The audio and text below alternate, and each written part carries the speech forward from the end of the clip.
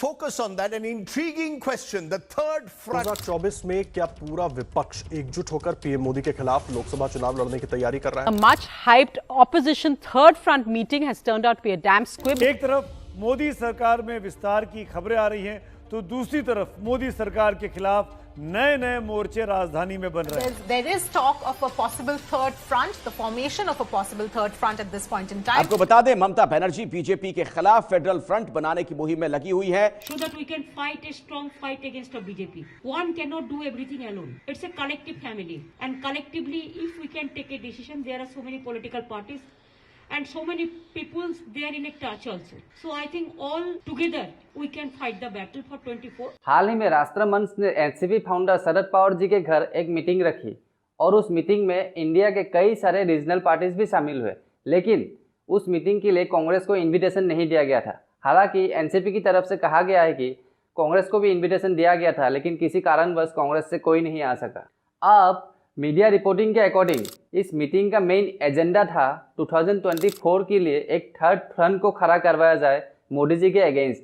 लेकिन इस third front को बनाने की खबरों को या फिर न्यूज़ को या फिर रिपोर्टिंग को राष्ट्रमंच के मेंबर ने गलत कहा है। उन्होंने कहा है कि उनके मीटिंग में ऐसी कोई भी बात नहीं हुई है। खैर, मुद्दा ये नहीं है कि थर्ड फ्रंट बने या ना बने, मुद्दा ये है क्या अब किसी को कांग्रेस पार्टी के ऊपर भरोसा नहीं रहा जो थर्ड फ्रंट की बातें हो रही है, और क्या थर्ड फ्रंट मोदी जी को हरा सकता है, और ये थर्ड फ्रंट होता क्या है। तो दोस्तों आइए आज इस वीडियो में इन सारे चीज़ों को गहराई से समझते हैं।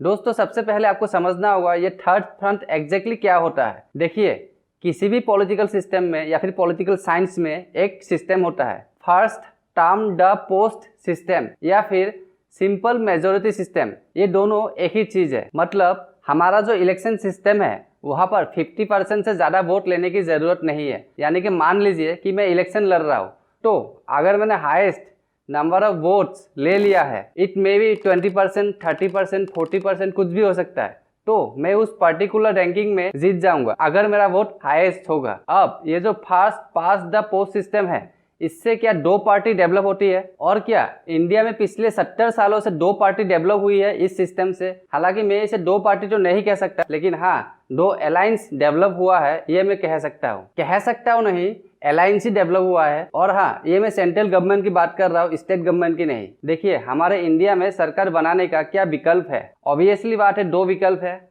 एक है एनडीए जो है बीजेपी लेड गवर्नमेंट, और एक है यूपीए जो है कांग्रेस लेड गवर्नमेंट। आप इन दो अलायंस के सिवा या फिर इन दो पार्टी के सिवा किसी और तीसरे पार्टी ने सरकार बनाई है सेंट्रल गवर्नमेंट में? अगर बनाई है तो उस पार्टी को हम कहेंगे थर्ड फ्रंट। सिंपल सी बात है, थर्ड मतलब तीसरा, जो तीसरा होगा वही थर्ड होगा। अब दो कौन है आपको मैं बता दिया हूँ, एक है एनडीए, एक है यूपीए।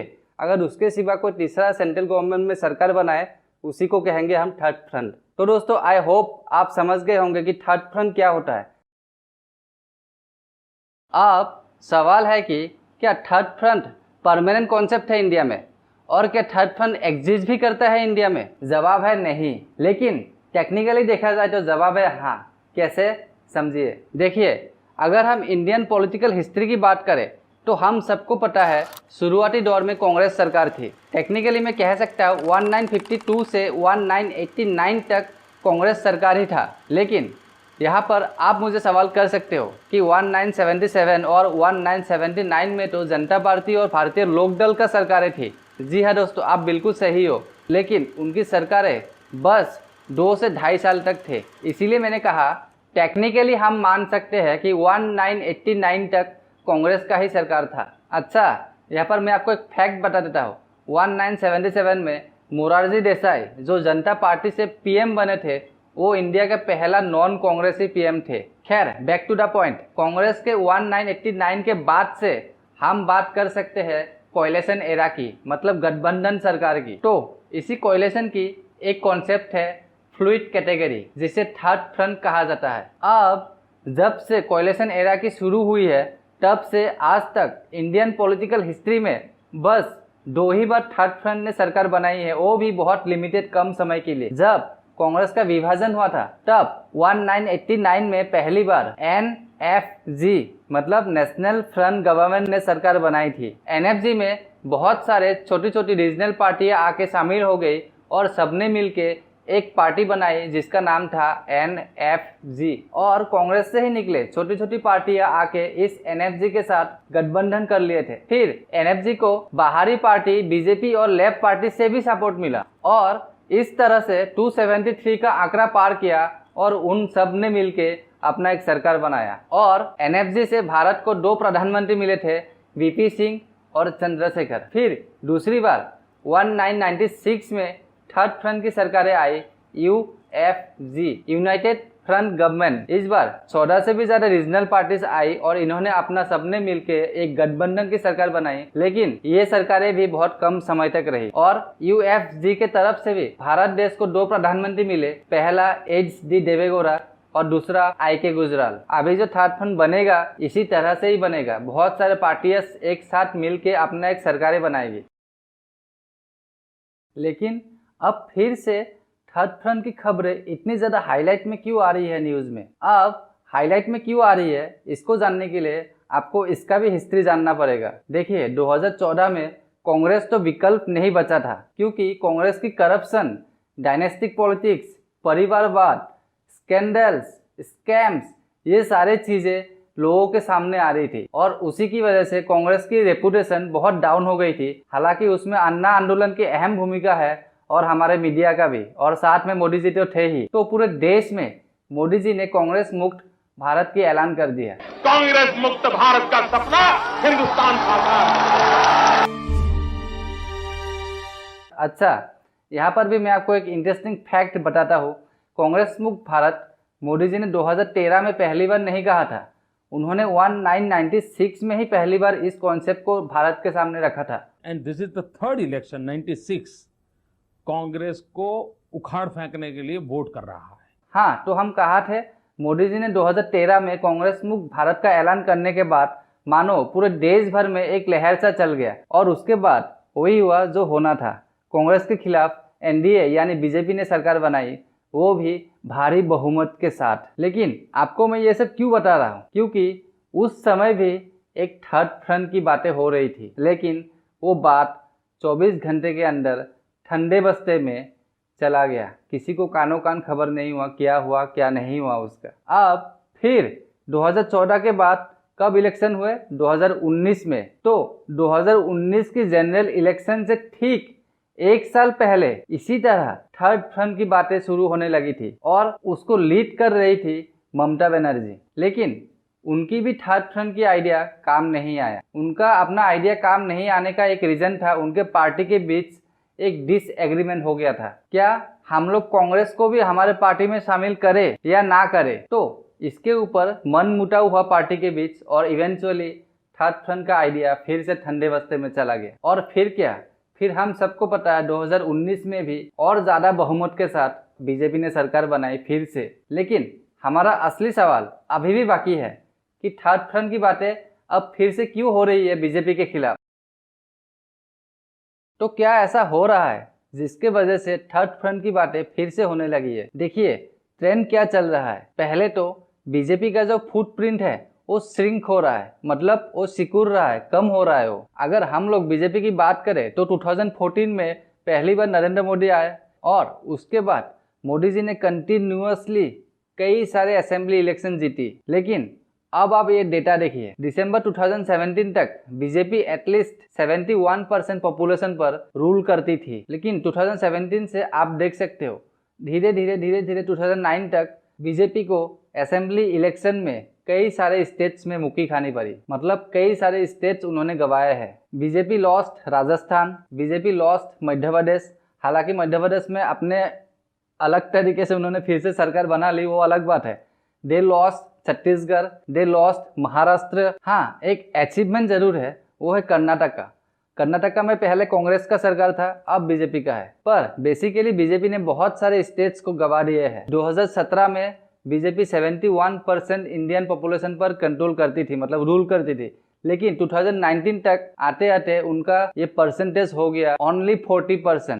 और ये ट्रेंड कंटिन्यूअसली चल रहा है, आज भी चल रहा है। कंटिन्यूअसली का मतलब 2019 के बाद अभी जो हाल ही में 2021 का जो असेंबली इलेक्शन हुए 5 राज्यों में, उनमें से एक यूटी है, उनको छोड़ दो तो 4 राज्यों में जो असेंबली इलेक्शन हुए, तो अगर हम उन 4 स्टेट्स को देखें तो यस, आसाम में उन्होंने दोबारा अपना सरकार बनाई है, जो उनको पहले से ही पता था कि उनका ही सरकार बनेगा, वो भी भारी बहुमत के साथ। फिर केरला और तमिलनाडु, इन दोनों स्टेट्स पर बीजेपी को पहले से ही पता था कि उनका वहां पर सरकार नहीं बनेगी, तो हुआ भी वही, उनका सरकार नहीं बनी। लेकिन पूरे देश का नज़र था वेस्ट बंगाल की असेंबली इलेक्शन पर। लेकिन बीजेपी ने खुद भी वेस्ट बंगाल पर जिस तरह से अपना ताकत दिखाया, मतलब लड़ने के लिए जो अपना इतना जोरदार तरीका अपनाया, वो उन्होंने बाकी 3 स्टेट्स और एक यूपी में नहीं दिखाया। तो अगर हम वेस्ट बंगाल की बात करें तो एक क्लियर कट कंपटीशन था ममता बनर्जी वर्सेस मोदी जी, और यहाँ पर आप देख सकते हो ममता बनर्जी ने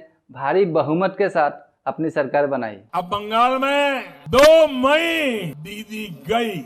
इसीलिए ममता बनर्जी की इस भयानक और बहुमत जीत के बाद फिर से थर्ड फ्रंट की बातें आने लगी है। उनको एक उम्मीद दिख रही है, मोदी जी के अगेंस्ट कोई खड़ा हो सकता है। और तमिलनाडु में भी भयानक जीत हुई बीजेपी के खिलाफ। तो केरला, तमिलनाडु और वेस्ट बंगाल, इन 3 स्टेट्स में जो बीजेपी को हराया है, तो इनको अभी लग रहा है कि सारे एक यूनाइट होके एक अगर थर्ड फ्रंट बनाए तो शायद हम बीजेपी से मुकाबला कर सकते हैं। दीदी, ओ दीदी,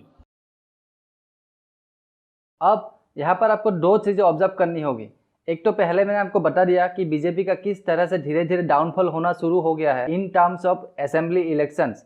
सेंटर में अभी भी वो पावरफुल है, असेंबली इलेक्शन की बात कर रहा हूँ मैं। इसके अलावा आपको अब दूसरी चीज ऑब्जर्व करना होगा कांग्रेस को लेकर। बीजेपी का जितना डाउनफॉल हो रहा है, कांग्रेस का उससे कई ज़्यादा हो रहा है। इसको अगर आपको डिटेल में जानना है कि क्यों हुआ ऐसा, कांग्रेस का क्यों ये हालत है आज, तो आप मेरा ये वीडियो देख सकते हो जो मैं इससे पहले ही जस्ट बनाया था। पूरी डिटेल में बनाया हो, पूरा आपको एक ऑब्जर्वेशन मिल जाएगा क्यों कांग्रेस का आज ऐसा हाल हो गया है। तो आप इस वीडियो के बाद ये वीडियो देख सकते हो। तो कांग्रेस का ये हालत होने के बाद और 2021 का जो ये रिसेंटली असेंबली इलेक्शन हो गया, वो सारे रिजल्ट देखने के बाद इन सब ने, मतलब बाकी सारे अपोजिशन पार्टियों ने डिसाइड किया कि अगर 2024 में भी बीजेपी के अगेंस्ट अगर कांग्रेस लड़े तो ये बीजेपी का अंधाधुंध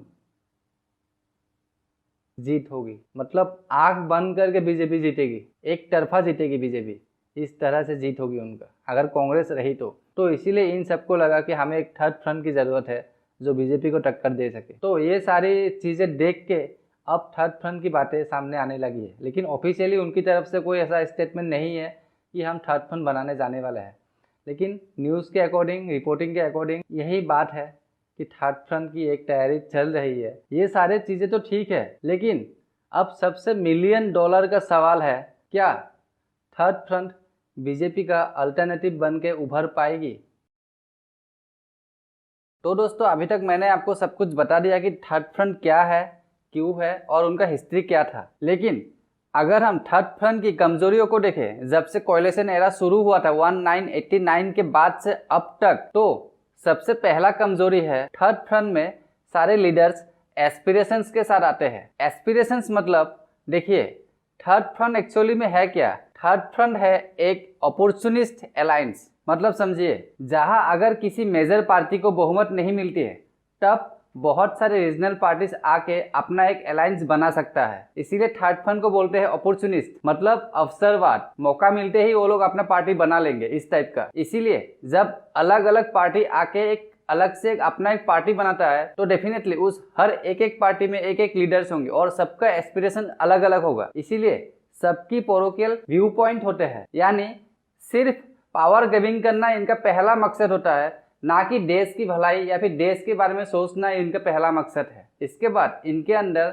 आइडियोलॉजिकल कोहेरेंस नहीं होते हैं। आप बात कर सकते हो, टीएमसी की एक अलग आइडियोलॉजी है, आम आदमी पार्टी की एक अलग आइडियोलॉजी है, समाजवादी पार्टी की एक अलग आइडियोलॉजी है, डीएमके की तो कुछ और ही है। तो ये सारे पार्टीज जिनकी सबकी अलग अलग आइडियोलॉजी है, जब सारे एक साथ मिलेंगे तो जाहिर सी बात है उनमें वीकनेस यानी कमजोरियां तो होगी ही। अब तीसरी कमजोरियां है, ये सारे पार्टीज एक रीजनल पार्टी है, मतलब ये पैन इंडिया या फिर नेशनल पार्टी नहीं है। इनको अपने स्टेट्स के बारे में भले ही पता होगा, वहाँ के कल्चर, वहाँ के लोगों को क्या पसंद है क्या नहीं है, लेकिन इनको पैन इंडिया लेवल पर सबको क्या पसंद है, समूचे भारत देशवासियों को क्या पसंद है क्या पसंद नहीं, इनको बिल्कुल भी आइडिया नहीं है, बिल्कुल भी नॉलेज नहीं है। मान लीजिए टीएमसी की ममता बनर्जी है, उनको बखूबी पता होगा कि बंगाल के लोग क्या चाहते हैं और क्या नहीं चाहते हैं, लेकिन इनको ये नहीं पता होगा कि पूरा ऑल ओवर इंडिया में लोगों का क्या माइंडसेट है, लोग क्या चाह रहे हैं। और ऊपर से सारे अलग अलग स्टेट से लोग आएंगे, मतलब अलग अलग पार्टियां आके एक पार्टी बनेंगे। डीएमके साउथ इंडिया से आएंगे, टीएमसी बंगाल से आएंगे, समाजवादी पार्टी उत्तर प्रदेश से आएंगे। तो ये भी एक प्रॉब्लम है। अब चौथी कमजोरियां, साउथ इंडिया की जितने भी पार्टीज है उनको हिंदी ना की बराबर आता है। ममता बनर्जी को भी टूटी फूटी हिंदी आती है। अब हमारे देश का 43.63% लोगों का मातृभाषा है हिंदी। तो ये लैंग्वेज फैक्टर को आप इग्नोर नहीं कर सकते हो।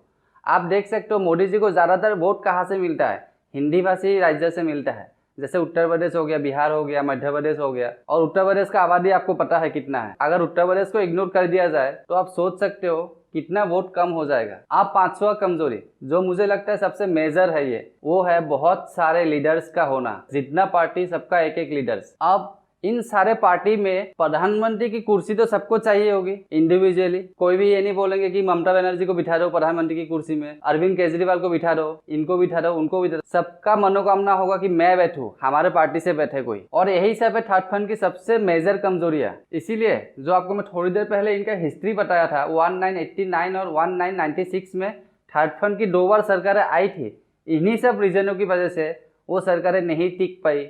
बस 2 से 2.5 साल के अंदर ही ताश की पत्ती की तरह पूरा बिखर गए वो लोग। थर्ड फ्रंट एक ताश की पत्ती की तरह है जो कभी स्टेबल नहीं रहता है। थोड़ा सा हवा आएगा उधर से इधर से, आराम से वो बिखर जाएगा। इसीलिए कहा जाता है थर्ड फ्रंट कभी स्टेबल नहीं है। स्टेबल मतलब स्थिरता, मतलब एक स्थिर लेवल पे वो लोग नहीं रहते। वो लोग बहुत जल्दी गिर जाते हैं क्योंकि उनके पार्टी के अंदर ही इतना कॉन्फ्लिक्ट हो जाएंगे, बाहरी दुश्मनी की जरूरत नहीं पड़ेगा उनको, उनके पार्टी के अंदर ही इतना मतलब मन बुढ़ा हो जाएगा। जैसे कि आपको मैंने बोला 2019 में थर्ड फ्रंट क्यों नहीं बना, क्योंकि पार्टी के अंदर ही मन मुटाव हो गया था कि कांग्रेस को ले या नहीं ले। तो थर्ड फ्रंट की ये सब कमजोरियां हैं जिसको नज़रअंदाज हम नहीं कर सकते। और अगर थर्ड फ्रंट बनेगा तो थर्ड फ्रंट के सारे लीडर्स को इन सारे कमजोरियों पर नज़र डालना होगा। ये सारे कमजोरियों के ऊपर उनको पहले से ही काम करना होगा। थर्ड फ्रंट पार्टी जमीन पे उतरे उससे पहले इनको ये सारे प्रॉब्लम सॉल्व कर लेना होगा कि लीडर कौन बनेगा, पीएम की कुर्सी में कौन बैठेगा, सारे वो पहले ही डिसाइड कर ले। ऐसा ना हो जब होगा तब देखा जाएगा। अब दोस्तों आखिरी में एक ही सवाल निकल के आता है कि 2024 में क्या थर्ड फ्रंट से मोदी जी को हराया जा सकता है या फिर बीजेपी को हराया जा सकता है। देखिए ये सवाल ही इतनी बड़ी डिबेट है कि इस पर एक अच्छा खासा वीडियो बन सकता है, लेकिन फिर भी शॉर्ट में जो मेरा मानना है वो मैं आपको बता देता हूँ। देखिए थर्ड फ्रंट के जरिए बीजेपी यानी मोदी जी को हराना मुश्किल ही नहीं, नामुमकिन है। सबसे पहला कारण जो मैं आपको बताना चाहता हूँ, थर्ड फ्रंट के पास एंटी मोदी के सिवा उनके पास कोई पैन इंडिया लेवल का कोई विजन नहीं है। उनके पास कोई ऐसा एक एजेंडा नहीं है जो पैन इंडिया लेवल का हो। उनके पास सिर्फ एक ही एजेंडा है, मोदी जी को हराना है और एंटी मोदी है। उनको पैन इंडिया लेवल का कोई एजेंडा ढूंढना पड़ेगा जिससे लोगों का भरोसा उनको मिले। अब दूसरा कारण है थर्ड फ्रंट के पास ऐसा कोई स्टार फेस नहीं है जो मोदी जी के अगेंस्ट खड़ा करवाएंगे 2024 के लोकसभा इलेक्शन के लिए। और तीसरा कारण है स्टेबिलिटी फैक्टर, जो मैं आपको इसकी कमजोरियां वाला सेक्शन में बता चुका हूँ।